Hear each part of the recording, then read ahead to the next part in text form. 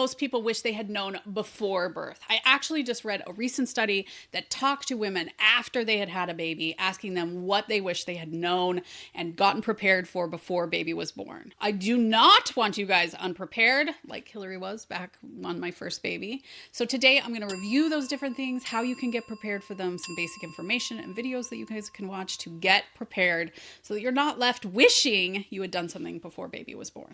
And when I read this study, it totally tracked with what I saw in the labor and delivery rooms over the 20 years that I was at the bedside. These are things that people really do not get prepared for, and I'm glad that you guys are here. Announcement. The pregnancy nurse is a nurse, but not your nurse. This is informational, not medical advice. Thank you. Now, something that was not on this study was birth plans, but I do think a birth plan can be really helpful, especially for you and your partner, and it actually goes through some of these things if you do it the right way. I have a free birth plan mini series that I'm going to link down below. Okay, I'm going to read the study because I want to get it right. It says a total of 441 women reported that there was something they would like to have known before their first childbirth. Women described that communication with care providers was their main concern, so talking with their doctor or midwife. They would have liked a better understanding of their options before birth, more agency in decision making, and more information about the topics of their body, their birth, their baby, and what to expect beyond birth. So let's dive into each of these categories, how you can get prepared for it. If you're like, I just would love a class, I actually have a class that I do recommend. I'm going to link it down below. The first one that they mentioned was communicating with your provider. So many people just don't know how to talk with their doctor. It is a very intimidating situation, and suddenly you feel like you're the little kid and they're the teacher, and you just got to shut your mouth and do what they say. And that is not the way that they want it to be at all. Now, there are some OBGYNs who do want it to be that way. Honestly, some midwives who want it that way, but most of them do not. And if you really like your provider, they want that input. Remember, your provider is just a person. They have questions about their life too, so they totally understand that. And as someone who has worked with doctors for so long,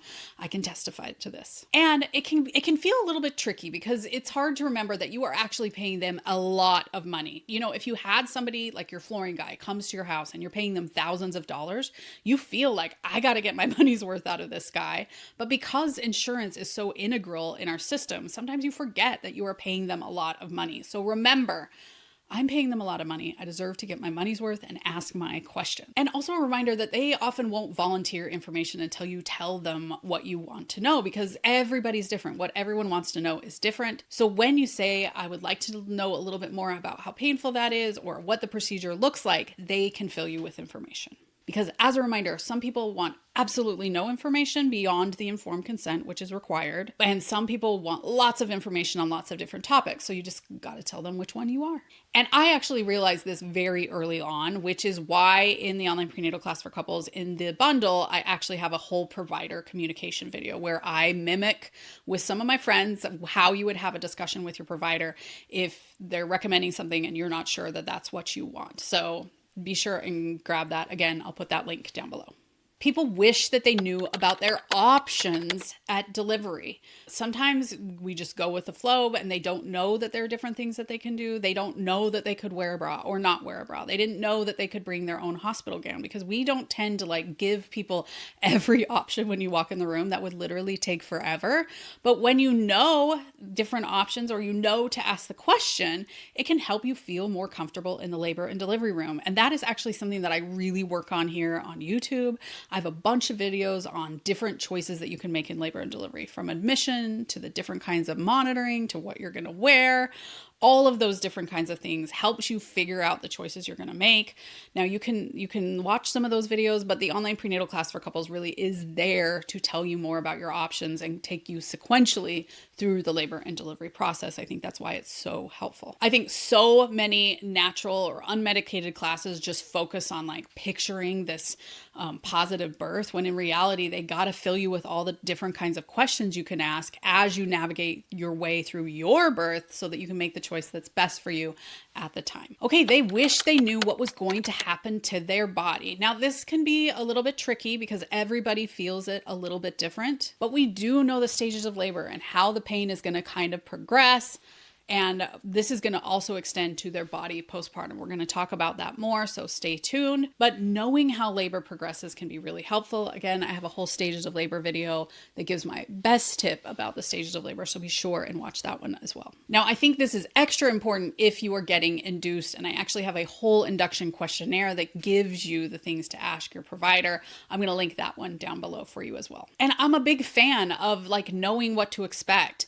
In my C-section chapter, especially, I talk about how you're going to feel when you go into the OR, the different things that you're going to hear in the operating room so that you just really know what to expect note by note.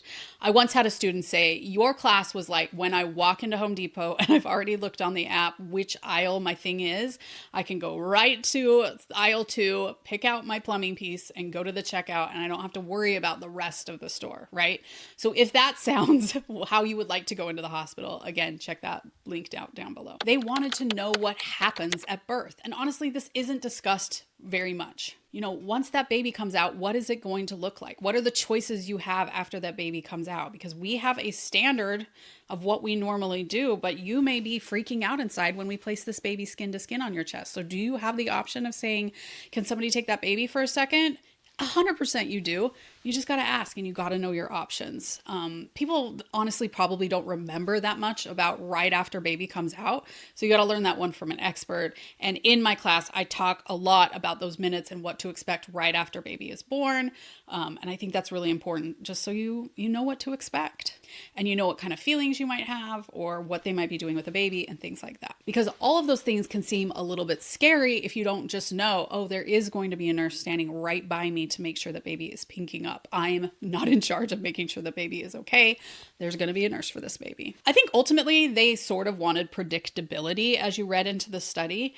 And I'm here to tell you the problem is it's not predictable. A lot of birth classes only focus on the planned events of pregnancy. You are going to have some pain, right? You are likely going to need to push, all these different things that are planned events of pregnancy, but they don't cover the unplanned events of pregnancy, which can include induction, which happens to so many people, C-sections, episiotomies, forceps, vacuums. They don't talk anything about all of those different things. I actually have a whole video on how birth classes can fail you. I'm going to link that one down below. I think letting go of the myth of you having control over the situation is one of the best things that you can do during labor. And I also have a video on confidence versus control.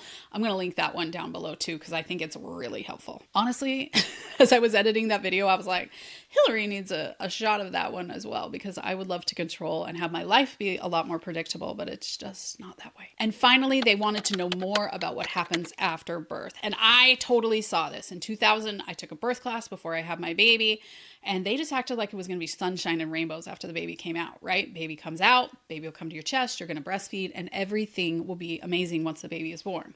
And I very quickly found that there were a lot of unplanned events for Hillary postpartum. I had torn quite a bit. Breastfeeding was much trickier than I had thought. I had wild emotions and anxiety that they had not talked about, and I had no idea what to do. So making sure that you're getting prepared for all of those things that you might feel postpartum can be so helpful. I got to tell you, so many birth classes end the minute that baby comes out. The online prenatal class for couples actually has a whole chapter on using your postpartum hospital stay to your advantage. And then another chapter on those first few months postpartum, what you're going to feel, ways to troubleshoot, how to know if you're having an issue that needs to get help. All of that information is so helpful and so important. And I'm really sad that our country doesn't do a better job at preparing moms postpartum.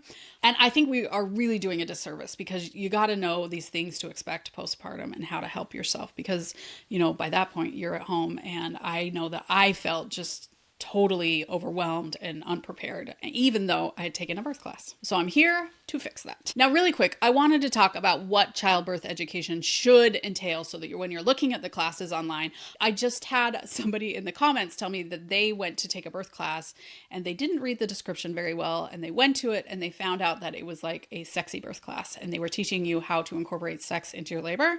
And she was like, that was not the class that I was expecting, nor was it very helpful. So here are the things that you should be looking for in a good childbirth class. They should be going over the normal physiology of pregnancy and childbirth.